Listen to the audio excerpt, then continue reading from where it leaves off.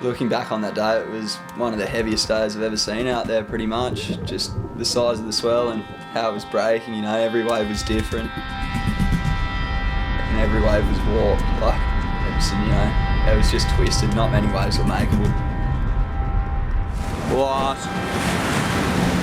Holy shit!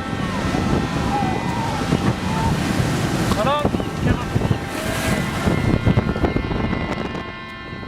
In the lead up to the swell, it was looking big on buoy weather for ages, and winds were looking a bit sus, but I always had a good feeling about it. And when we got around the corner and I saw the first one explode, I just thought, yeah, it's on.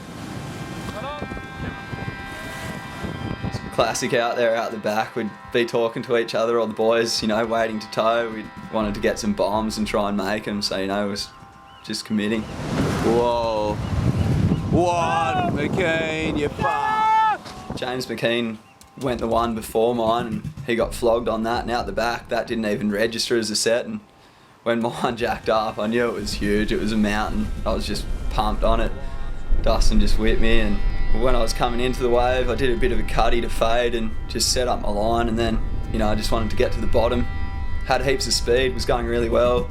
Then I saw it gurgle and I just tried to launch off the gurgle and try and stick that, but it's going so fast and there was so much water drawing up the face that I just didn't stick it, and yeah, went pear-shaped from there.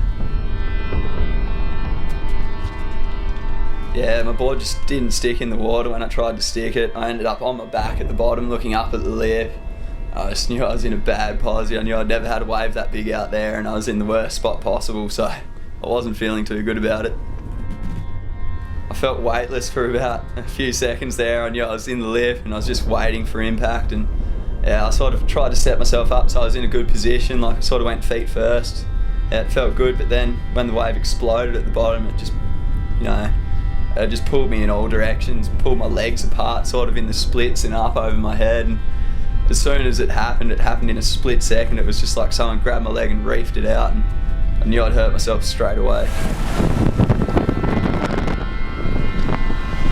Where's Zawadzki? There he is. Holy fuck. Yeah, Dustin Hollick came in and rescued me on the ski, and I didn't think it was that bad. I knew I'd hurt myself, but it wasn't feeling too bad.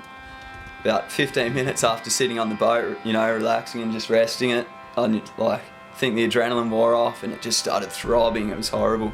So we made the call and we went back to New Bena and met up with the Ambos there.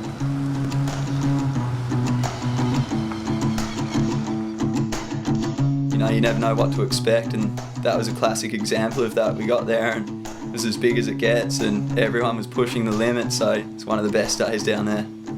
Yeah, a few days after the injury, and yeah, I've got heaps of bruising and groin's really sore, so won't be doing a whole lot of rooting. We'll just have to starfish it for about a week and then I'll be back in action.